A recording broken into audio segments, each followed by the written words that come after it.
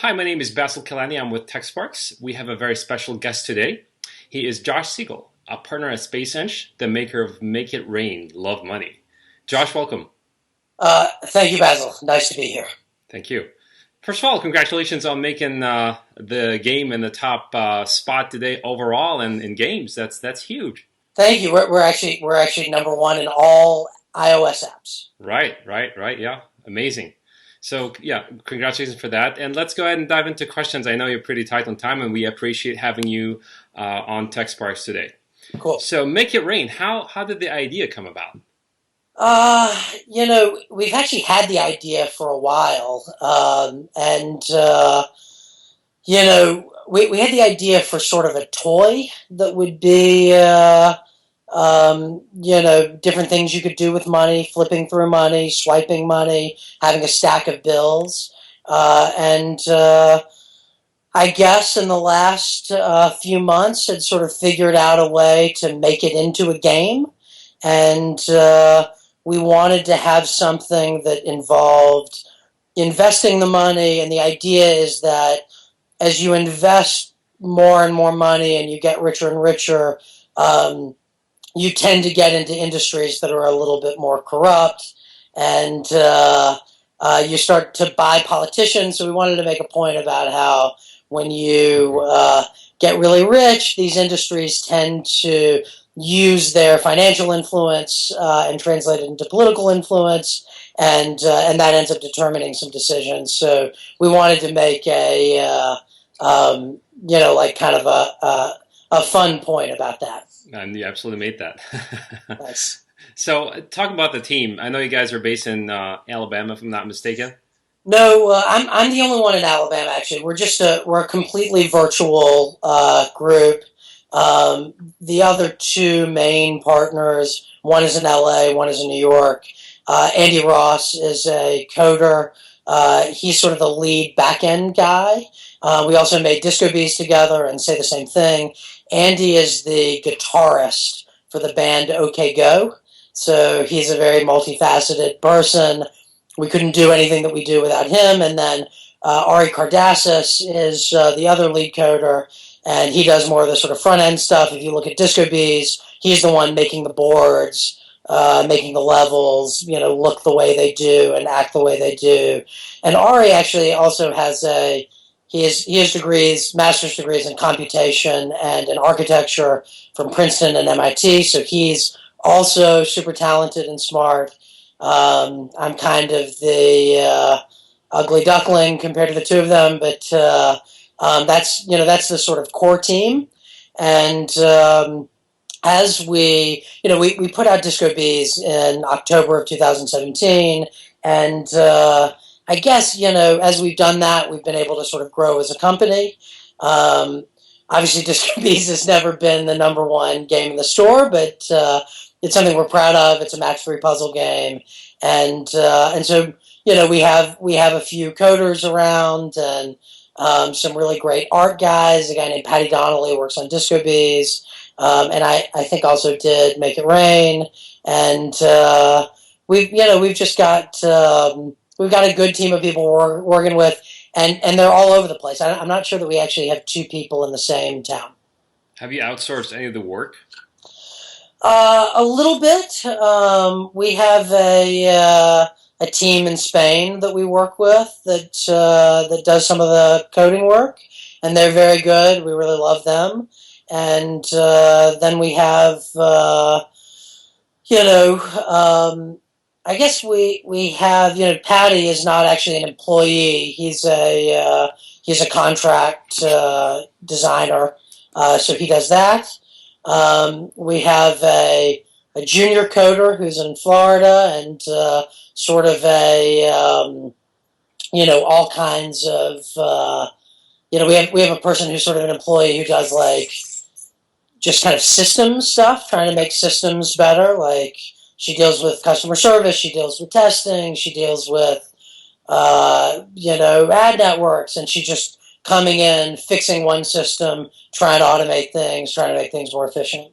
So that's kind of the basic structure. Perfect. So the game was launched about a month ago, if I'm not mistaken. Take us through the There's a bunch of questions actually we have, and I'm sure the audience Yeah, is pretty excited about those questions. And we're trying to do here is help the indie developers and people who are aspiring, game developers and even publishers to, get even close to that spot. So, in yeah. your opinion, what's kind of what are the most important elements that led your app to be number one spot? I really wish I could give you sort of a secret sauce on it. I wish we had a sort of secret sauce. I think, as you can see, Disco Bees we put out, and has been our primary revenue generator, and we buy advertising every day. We spend a huge amount of time trying to optimize our ad revenue strategy for Disco Bees, and we've never been, I mean, it's been great. It's been a top 150 grossing game for a while on iOS. It's got 2 million installs. So, I mean, we consider it to be a big success. But it's just not viral like Make It Rain is. And I think like when you're a small shop like we are, and I would assume like most of the developers who would watch this are, um, it's very hard to take a game that is not naturally incredibly viral and get it to the top of the store without either having a huge amount of money or a really big network of other games in which you've got a whole bunch of other users that you can try to move over all at one time. So we don't have a ton of money, so we haven't been able to um, you know, just do one huge incentivized install, non-incentivized install UA campaign to like move a game to the top of the charts. Right. Haven't been able to do that with Disco Bees. Unfortunately, fortunately for us, but unfortunately in terms of trying to do this again, um, we just made a game and Make It Rain that we thought, might have really good word of mouth viralness. And we put it out at the beginning of April. We spent $1,000 on UA for it. And you're the first person I'm telling this to, Basil. We haven't mentioned this to Thank any you. press person yet. So, in fact, I think you're my first interview. So, uh, we um, we saw great viral metrics on it immediately. So we just saw, whereas, you know, on a normal game, if you got good viralness, every person might be worth a third of another person. This is, it's much more like every person is worth two people, two extra people. So we just immediately saw that people seem to be talking about it and telling their friends or whatever that, kind of operation is that leads to viralness. And so, it was doing 1,000 or 2,000 installs a day. We were spending, $50 or $100 maybe a day. And we did that for, I don't know, like not a long time, 10 days or something. What Maybe we spent, a little more than $1,000. what was your platform for the UA aspects? Facebook. We're big Facebook lovers. Facebook has been great for Disco Bees. It's been great for Make It Rain, and we've really just as a company started to branch out into other things and have a lot of interests as far as that go. Chartboost and some other networks in Moby, Mopub, but. Twitter, when it comes out, we'll be trying Twitter soon. But the big thing was just at a certain point, about say 2 weeks ago, we just stopped spending altogether, and it was doing 3 or 4 thousand installs a day, and then suddenly, I guess it reached some sort of a tipping point. So I think last Monday maybe it did 10,000, then 15, 20. 40 on Thursday, 140 on Friday. And I don't mind saying, in terms of, what it takes to be sort of at the top of the store, now we're, 180, 200,000 installs a day. That's fantastic. This must have been the most valued $1,000 expenditures you guys have. I can't imagine that we'll ever, have a better ROI on $1,000. Right. How for the rest of our granular did you business. go with that campaign? I mean, which markets did you focus on? What genres? What sweet spot? I mean, that's an amazing return of investment on $1,000. Yeah, I'll say one thing advice wise, I guess, for other developers that's been important for us. I think we at least think we're good at UA. We don't really know because we don't know how other people do, but we think we're good. And we uh, sorry, somebody asked me No something, worries. but we you know, we try to figure out what kind of person is going to be interested, but we also try to make a game that we think is going to be well differentiated and well defined for a certain group of people. So, now my dogs are barking. So, we, we made Disco Bees, and we think that Disco Bees is a very well defined game for, for people that like puzzle games. It's a hexagonal puzzle game. It's a different sort of challenge, a different way of thinking, and people can see that in the advertising right away. Is this the kind of game I'm looking for or not? Make It Rain is a little bit more of a challenge in that regard. Like, it's hard to say what Make It Rain is. So we just try to give it a funny title that, would be interesting to people, and they might want to kind of see what it is. And then we just advertised, we advertised that game mostly, I think, to men, to males in the U.S. And, at the start of any UA campaign on Facebook, you're going to get good CPIs. You're going to get, you're going to get some people pretty cheaply, and they're going to play, and hopefully they're going to like it, and that's going to go well. So, that was really it. I'm not sure that we used a lot of precise targeting on it.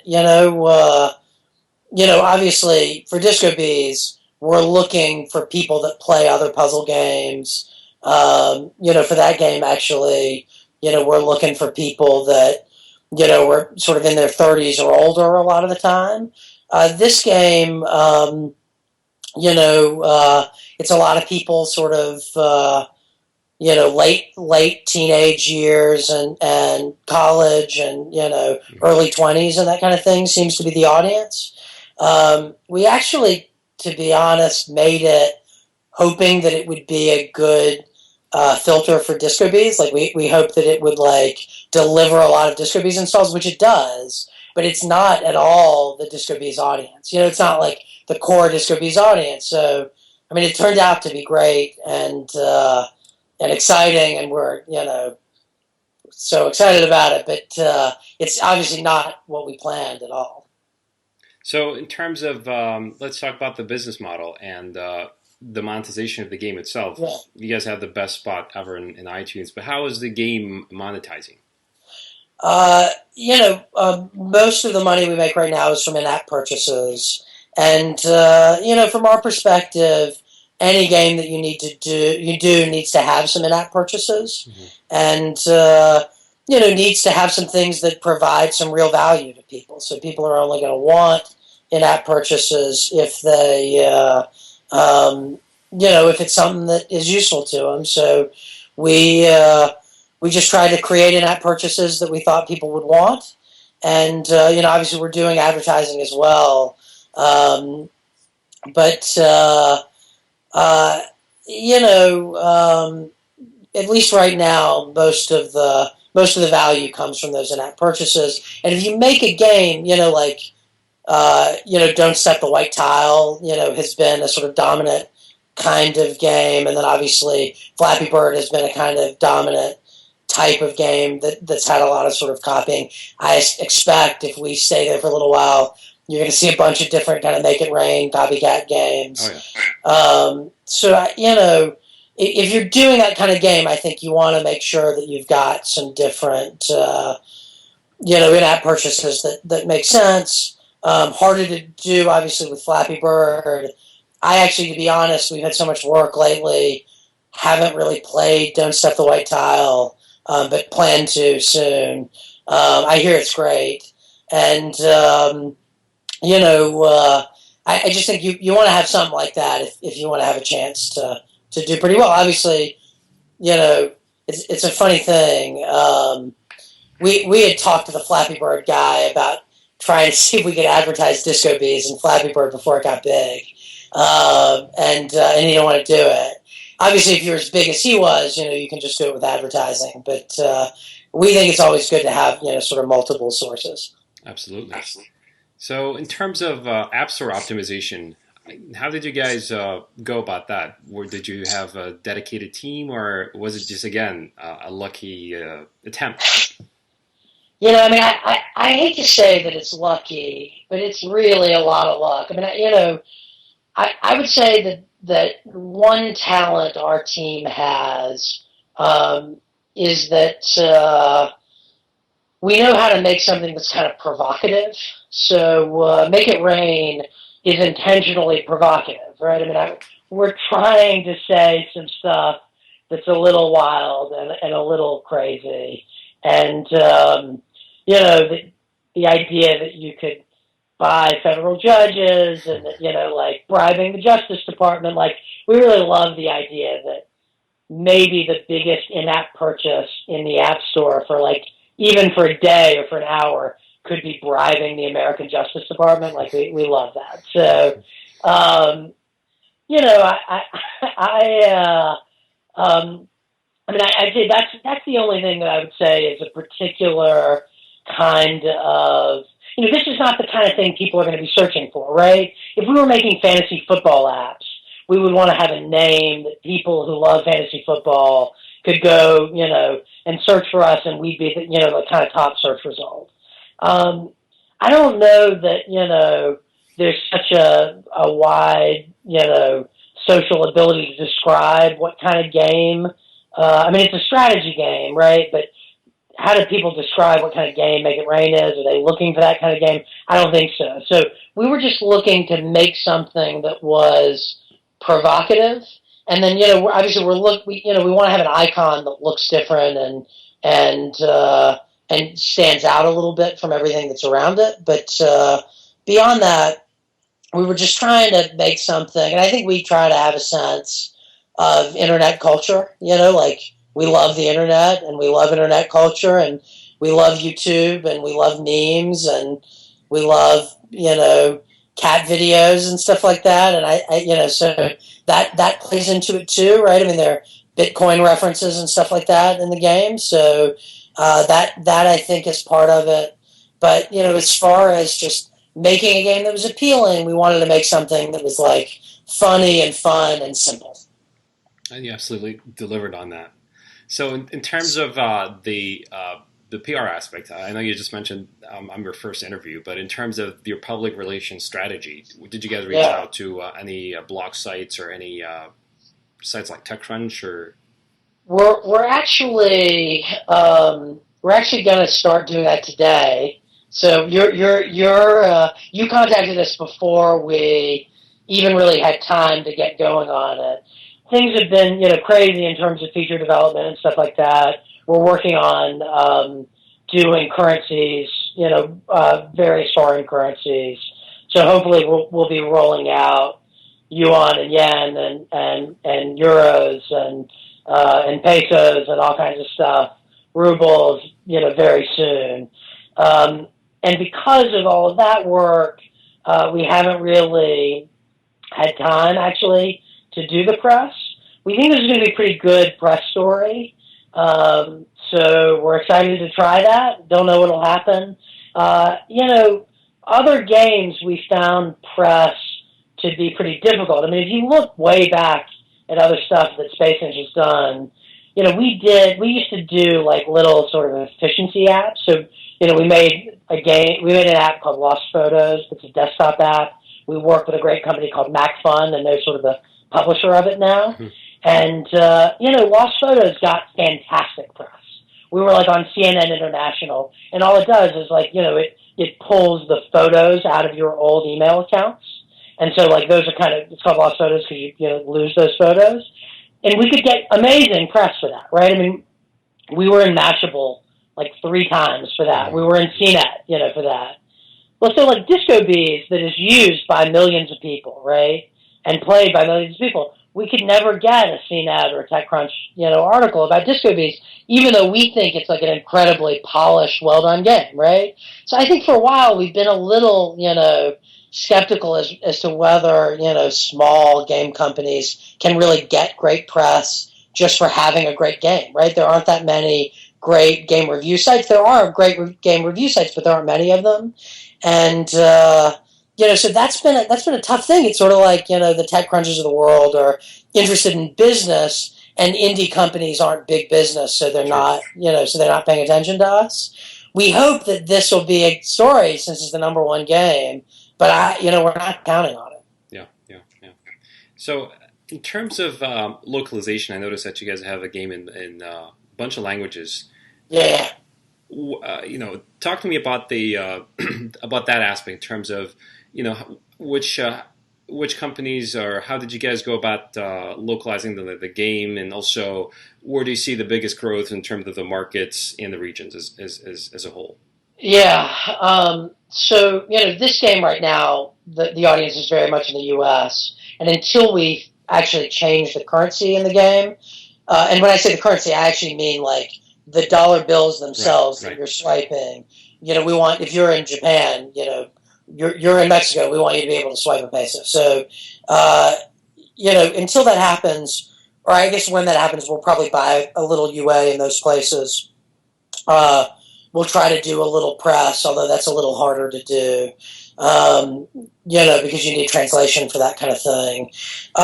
But generally, we always want to do Japanese. We always want to do French, German, Italian, Russian, um, Spanish.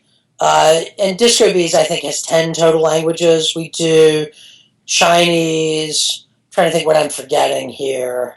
Um, and we obviously don't know for Make It Rain what the big countries will be for us, but we would expect to do well in the UK and Australia. Um, we love in our other games Scandinavia, Austria, Switzerland. We love Germany, Italy. Um, we tend to do very well in Japan. We don't always get amazing monetization, but we get amazing response in the Philippines, Malaysia, Indonesia, Singapore. So we love Thailand. We love to do stuff in those places. Um, we get pretty good. Can't say we get amazing revenue in the Middle East, but in any of our games right now, but we do get a whole bunch of players. And the first game that was really big for us, say the same thing.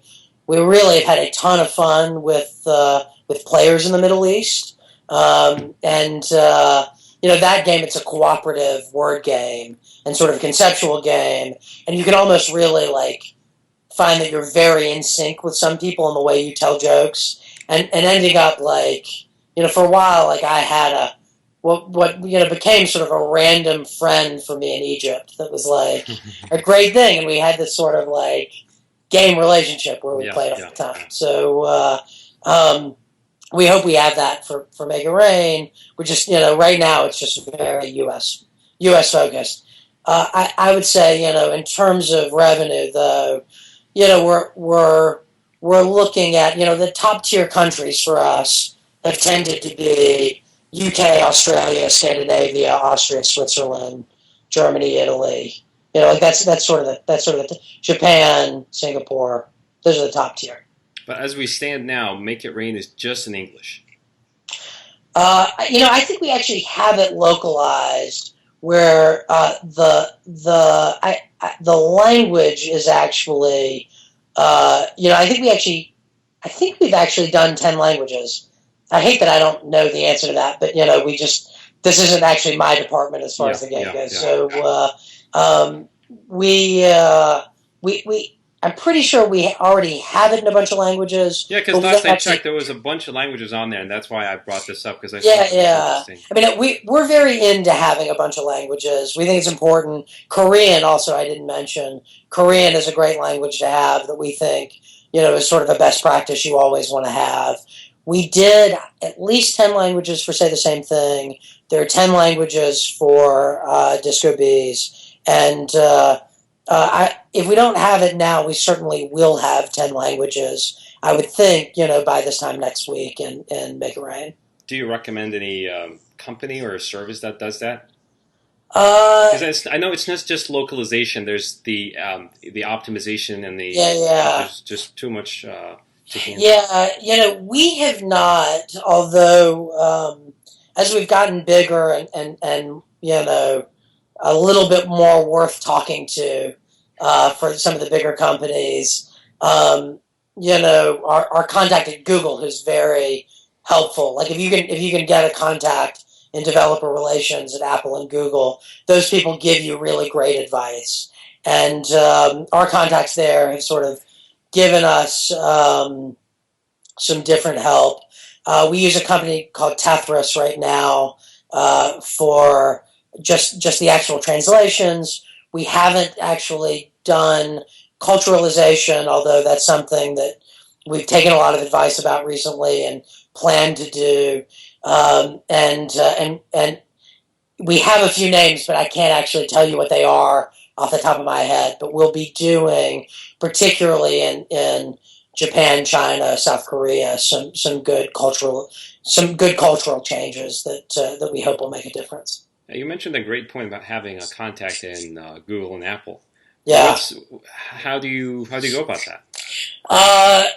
You just ask, really.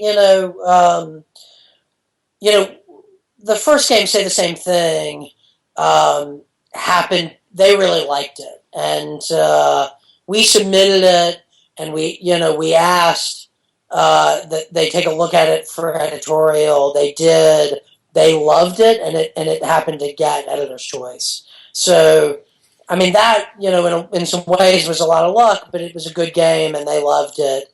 And then it happened to be the 50 billionth download from the App Store. Oh, So, I mean, that was just an incredibly, wildly lucky thing. right. You got to be lucky in some ways. People around here always say, I'd rather be lucky than good. So we feel that way. So, you get lucky, but that's when we got our first contact in developer relations at Apple, and that's a wonderful thing, and they give us really wonderful advice. And then developer relations at Google, we just started emailing and trying to find somebody who would talk to us. And at a certain point, somebody kind of got back to us and agreed to have a phone conversation for 5 minutes one day. And they looked at DiscoBees and they liked it, and we ended up getting a Google feature for DiscoBees when we put out the Android version, which also happened over the course of the last month. So it's been a very big month for our company, and they've given us sort of a bunch of advice. And we've gotten a contact recently at Amazon, and excited to move to Amazon also, and think that will be very valuable. So speaking of those app stores, you guys did an amazing job with Apple. Why is Google Play lagging behind a bit? Do you think it needs more time, or does it need a different whole strategy by itself? For us, we ended up. Well, okay. So a couple of things here. We don't totally know, I guess, is the short answer. And part of it is that Google Play's rankings lag. They don't change as often and they lag behind the actual installs further than iPhone does. And then I think it's just happened that we moved up the charts so quickly that more quickly than we ever would have predicted. But we moved so quickly that once you get into the top 10 or the top 5, then the chart position really starts to matter. We have not, previous to this, been big believers that you could do great burst spending, get yourselves to the top of the charts, and kind of stay there without a game that's really, really viral. I guess this has sort of confirmed that for us. You got to have a game that's really viral to be able to do that. And then once you get there, um, I can see that a lot of the people we're getting are iOS people. So I think that that's what it is. Still, the numbers are large enough at this point where we're sort of undecided about whether it makes sense to do a lot of UA around the Android version. Mm-hmm.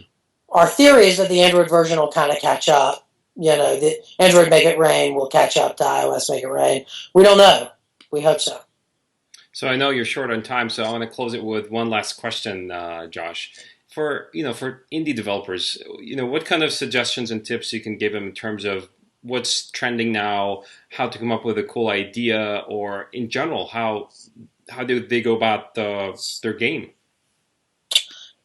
Tough question. I mean, we generally, I guess, we have sort of two strategies right now. One strategy in which we're interested in puzzle games, and that's a sort of bigger thing, and we like that genre, frankly, because we really like playing puzzle games, and we have strong opinions about what makes a good puzzle game. So I guess what I would say is, like, you want to make a game where you like playing the games in that genre. Like, we really like playing Bejeweled Blitz. We like playing Candy Crush and Farm Hero Saga. We like playing Jolly Splash. We like playing Juice Cubes. And in some ways, we thought we could make a better game than those games. Like, we thought we could improve on some things. And so we were excited to do that. So that's one thing. Like, we think that hexagons make a really awesome game. We have some things, and we have some different kinds of levels that we don't think anybody else has that we're really, really excited about. On the other hand, we have a strategy in which, we're interested in making some simple games, some small games, and we have a bunch of ideas and a bunch of games coming around the bend that are similar sorts of ideas to Make It Rain, similar sorts of simple games. For those, you not only want to, enjoy, similar games if there are similar games, but you also want to, have a good, simple strategy that it's provocative. People will maybe want to talk about it, and it's got some sort of natural viralness to it. So those are kind of two separate strategies. And I guess, as far as building a company, the first strategy is the more sort of reliable, thing that you can do where you can know something more about how the game is going to do, right? I mean, if I were going to make a first-person shooter game, I feel like I've made myself an expert in first-person shooters. I really, really know first-person shooters.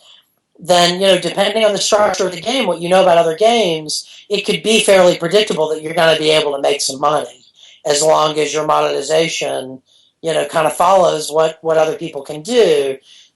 Making a game like Make It Rain is just,